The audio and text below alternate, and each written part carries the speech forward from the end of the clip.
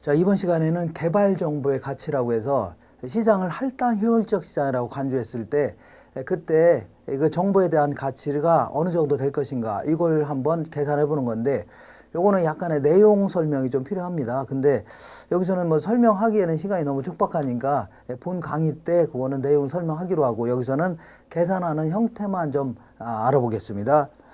자, 다음과 같이 1번 보겠습니다. 다음과 같이 주어진 조건하에서 개발 정보의 현재 가치는 얼마인가, 이렇게 되어 있네요.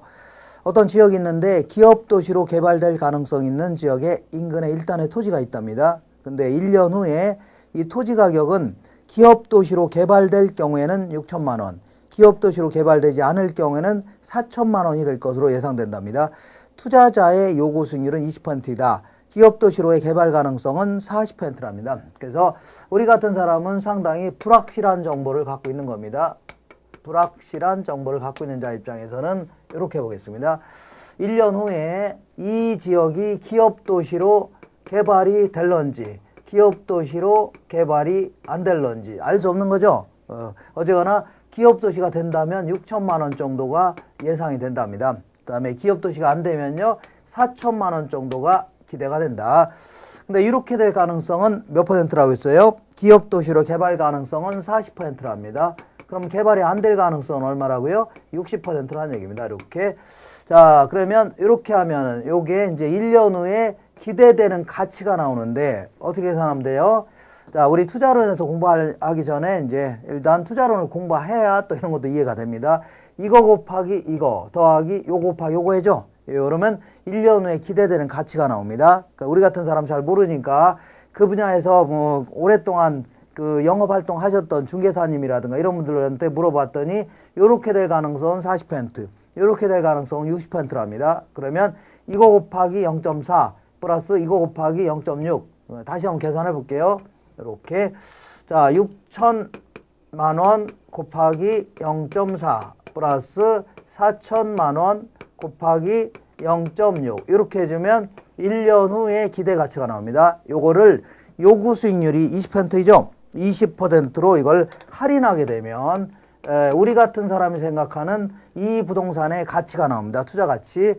여기다가 일시불의 현재 가치 계속 곱하면 됩니다. 곱하기 1 플러스 0.2에 1제곱분의 1 해주면 되는데 곱하러 이렇게 나눠도 상관없습니다. 똑같습니다. 결과는 1 플러스 0.2에 1제곱분의 1, 일시불의 현재 가치 계속 곱하면 됩니다. 요거 계산하면 얼마가 되냐면 4천만 원 나올 겁니다.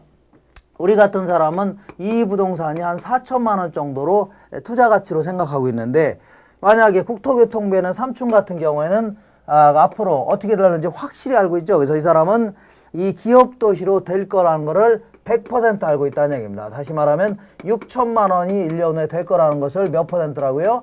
100% 알고 있다는 얘기죠. 그러면 1년 후의 가치가 6천만 원이라는 얘기입니다. 기대되는 가치. 그러면 곧바로 얼마라고요? 20%로 할인하면 됩니다. 20%로 할인하면 6천만 원 곱하기 6천만 원 나누기 어떻게 하면 돼요? 1 플러스 0.2 이렇게 나누면 됩니다. 그러면 이 사람이 생각하는, 그러니까 신문지상에 공표가 나는 즉시 한 5천만 원이 될 거라는 걸 알고 있습니다. 계산하면 5천만 원 됩니다. 그러면 굳이 우리 같은 이걸 확실한 정보를 갖고 있는 자들, 확실한. 자, 그러면 이러한 정보를 내가 습득하기 위해서는 정보를 구입하면서 정보에 대한 대가로 지불하고자 한다면 요 차이 있죠, 차이. 여기서 요거 차이인 1,000만 원 정도, 1,000만 원 정도는 지불할 용의가 있다는 얘기죠. 요게 뭐냐면 개발 정보의 가치가 되는 겁니다. 1,000만 원. 요거는 자, 그러니까 2014년 25회 때 요거 물어봤는데, 요건 이런 거는 이해를 잘 못한다 하더라도 나올 수 있는 게 요거밖에 없습니다. 요거밖에 없으니까 그냥 기계적으로 이렇게 풀 줄 아시면 돼요. 기계적으로 이렇게 해서 정리하시면 되고, 요거는 이제 지우겠습니다. 자, 지금부터 이제 투자론에 대해서, 투자론이 그래도 계산 문제는 제일 많습니다. 제일 많아요. 그래서 투자론에 대한 계산 문제를 좀 해보겠는데, 먼저 투자론을 공부하기 전에 워밍업을 좀 할게요. 워밍업. 항상 투자론 앞쪽에 이제 그 지렛대 효과라고 있는데, 이 지렛대 효과는 자, 내가 투자한 금액에 비하여 어느 정도 돈을 버냐, 몇 퍼센트 정도 벌 수 있냐, 투자액 대비 수익률 이런 걸 어느 정도 벌 수 있냐 이런 거를 수익률이라 하는데, 자, 보통 이제 은행 같은 데는 이자가 좀 싸죠. 그럼 만약에 일부를 은행에서 돈 빌려서 투자하게 되면 은행이자는 싸니까 돈 벌어서 은행한테 주는 돈이 줄어드니까 내가 가져갈 돈이 상대적으로 많아질 수가 있다는 얘기입니다. 이걸 뭐라 하냐면 지렛대 효과라고 하는 겁니다. 지렛대 효과. 그래서 여기서는 이 지렛대 효과를 얘기할 때는 일단 세금 효과는 좀 무시합니다. 세금은 좀 없다고 가정하고, 그리고 이 뭘 가정하냐면 은행한테 빌린 돈에 대해서 매기 이자만 납부하고 이자만 지급하고 원금은 언제 갚냐? 원금은 나중에 부동산 팔아서 갚는다고 가정하는 겁니다. 처음에는 이렇게. 그래서 요 어떤 부동산이 있다고 쳐볼게요. 이 부동산이 있는데 요게 읽어보겠습니다. 1억짜리랍니다. 1억짜리. 자, 그래서 1억을 투자하게 되면, 예를 들어서 내 돈 1억 있다면, 내 돈 1억을 투자하게 되면 1년 후에 얼마 정도 벌 수 있다고요? 2천만 원 정도 순수익이 있다. 순수익이라는 것은 항상 비용을 뺀 거를 순수익이라는 겁니다. 그러면 1억 투자하니까 2천만 원 벌 수 있다는 얘기죠. 20%의 수익을 얻을 수가 있다는 얘기입니다. 근데 요거를 이런 식으로 한번 해보겠습니다.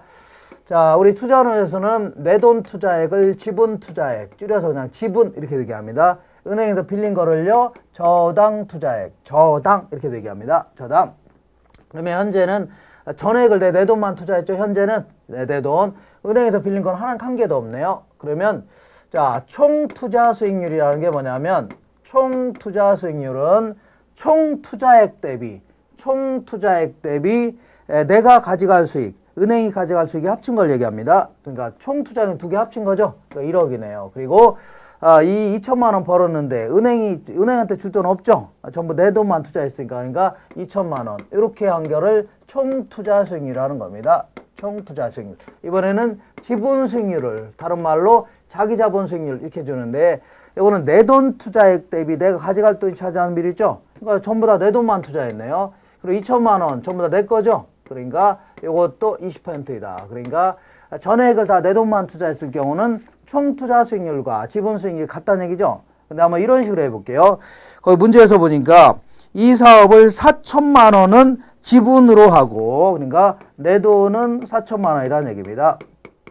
그 다음에 나머지 6천만 원은 빌려서 투자하겠다는 얘기죠. 그래서 저당 투자액은 6천만 원이다. 근데 은행은 돈을 공짜로 빌려준 게 아니죠. 은행은 지네도 수익을 얻어가려고 할 겁니다. 그래서 은행 이자는 10%라고 쳐보자. 10%. 자, 그럼 계산해 볼게요.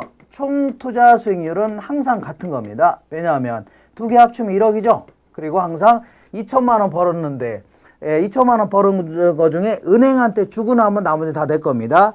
은행한테 주고 나면 나머지 다 내 거죠. 그러니까 요 2천만 원에는 내가 가져갈 수익도 있고 은행이 가져갈 수익도 섞여 있는 겁니다. 2천만 원. 그래서 총 투자 수익률은 뭐라고요? 총 투자액 대비 내가 가져갈 수익, 은행이 가져갈 수익이 섞여 있는 거 있죠? 요거 계산하면 20%입니다. 그러니까 총 투자 수익률은 언제나 20% 똑같은 겁니다. 어느 정도를 투자해도 어쨌거나 총 투자액 대비 수익을 버는 것 중에 은행한테 주고 나면 다 내 거죠. 그러니까 항상 같다는 얘기입니다. 얼만큼을 투자했든 항상 총 투자 수익률은 항상 같은 겁니다. 이번에는 지분 수익률을 계산해 보겠습니다. 지분 수익률은 이렇게 내 돈 얼마 투자했다고요? 4천만 원 투자했다. 그리고 2천만 원을 벌긴 했는데 이게 전부 내 게 아니죠. 은행한테 줄 돈을 빼야 되겠네요. 은행한테 얼마 빌렸어요? 6천만 원을 빌렸죠. 6천만 원에 대한 이자 10% 뺀 게 내 거 아닙니까? 2천만 원 벌었지만 6천만 원에 대한 이자를 뺀 게 내 거죠. 그러니까 600만 원 빼니까 1440만 원이 되는 겁니다. 1400만 원이 되겠네요. 1400만 원. 요거 계산하면 얼마가 되냐면 35%가 됩니다. 35%. 이런 식으로. 자, 그러니까 이런 식으로 자, 그 은행한테 돈을 일부를 빌려서 투자하게 되면 내 돈 투자액 대비 수익률이 점점 증가할 수가 있다는 얘기입니다. 왜 이런 효과가 나타나냐면 보통 총 투자 수익률은 언제나 똑같은 겁니다. 근데 은행 이자는 좀 싸죠. 그러다 보니까 돈 벌어서 은행한테 주는 돈이 작아지니까 내가 가져갈 수익이 상대적으로 많아진다는 얘기입니다. 내 돈 투자액 대비 수익률이 높아질 수 있죠. 이걸 정해 지렛대 효과라는데, 만약에 요거를 10%를 은행에서 빌린 게 아니라 사채 이자를 썼다고 쳐볼게요. 40%가 넘는, 그러니까 총 투자 수익률보다 훨씬 더 높은 사채를 썼다. 그럴 경우는 오히려 돈 벌어서 누구 좋은 일 시켰다고요? 사채업자 좋은 일 시킨 겁니다. 그러니까 내 돈 투자액 대비 지분 수익이 점점 커지는 게 아니라 오히려 점점 줄어듭니다. 점점 줄어든다. 이거를 뭐라 하냐면 부의 지렛대 효과라는 겁니다. 이런 식으로 정리하시면 돼요. 자, 그 다음에 여기서는 자, 이런 얘기를 해볼게요. 이번에는 2번 보겠습니다. 큰 2번. 자, 여기서는 이제 간단히 입문 과정에 설명했지만 원래 자기자본 수익률은 지분 수익률을 이렇게 계산합니다. 자, 내 돈 투자액 대비. 자, 이 장사에서 번 돈은 1년 동안 버는 돈은 보통 연간 수익을 얘기합니다. 연간 수익률은 장사에서 번 돈도 있지만 만약에 부동산 가치가 올랐다. 그럼 오른 것도 내 돈 맞죠? 그러니까 예를 들어서 은행한테 돈을 빌려서 아파트를 구입했지만 1년 후에 아파트 가치가 3억에서 3억 5천으로 올랐다. 그럼 8억도 5천만 원 남는 거죠? 요거는 항상 그 소유주가 가져가는 겁니다. 그렇게 알고 계시면 됩니다. 2번 보겠습니다.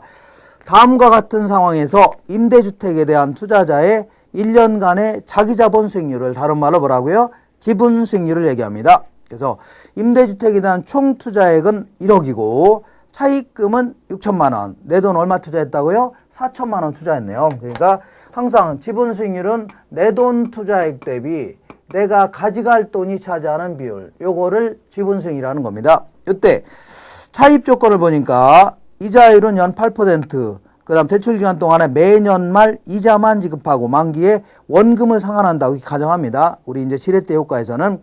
그리고 지렛대 효과를 얘기할 때는 세금 효과는 무시합니다. 그래서 나중에 다음 시간에 하겠지만 순영업소득 요 자체가 그 세금을 고려하지 않았을 때, 세금이 없다고 가정했을 때 내가 가져갈 수익, 은행이 가져갈 수익이 섞여 있는 겁니다. 요게 800만 원이고 1년 동안에 임대주택이 가격이 2%가 올랐답니다. 그러면 먼저 장사에서 번 돈을 소득이득, 그 다음에 부동산 가치가 오르는 걸 뭐라 하냐면 자본이득이라고 하는데, 먼저 장사에서 번 돈을 먼저 계산해 볼게요. 순영업소득이 800만 원인데, 자, 800만 원인데 이게 전부 내 게 아니죠? 그다음 은행한테 줄 돈을 빼야 되겠네요. 은행에서 얼마를 빌렸다고요? 6천만 원 빌렸죠?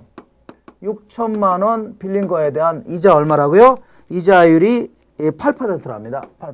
이렇게 뺀 게 바로 장사에서 번 돈입니다. 저놈이 장사에서 번 돈이고, 그 다음에 부동산 가치가 원래 1억이었는데 부동산 가치가 2% 올랐죠? 그러니까 1억 곱하기 2% 하니까 200만 원이 되겠네요. 200만 원은 부동산 가치가 올라서 팔더라도 200만 원 추가로 남는 거 아닙니까? 그러니까 내가 가져가는 수익이 되는 겁니다. 이렇게 계산해 보면 됩니다. 요 계산할 때는 이렇게 요걸 먼저 이제 계산하고 이렇게, 자, 여기서 요거 계산한 걸 빼주면 되는 거죠. 여기다 200만 원 더해서 계산하시면 됩니다. 계산하시면 0.13, 13%가 나옵니다. 그래서 이런 식으로 해서 이제 계산 문제가 한 2번 정도 물어봤는데, 자, 요거는 약간 좀 어렵게 물어본 건데 요것만 자 기억하시면 되겠죠. 그래서 자본이익도 포함된다. 그러니까 내가 이제 부동산 투자했을 때는 장사에서 버는 돈도 있지만 만약에 부동산 가치가 오르면 팔더라도 그만큼 더 올라가는 거죠. 더 들어오는 거 아닙니까? 그것도 고려해야 된다 그런 얘기입니다. 이렇게 해서 투자론에 대한 가장 기본적인 그 지렛대 효과에 대해서 알아봤고, 다음 시간에 이제 본격적인 투자론에 대한 그 문제를 쭉쭉 풀어나갈 겁니다. 그러면 이 시간에는 여기서 마무리하겠습니다.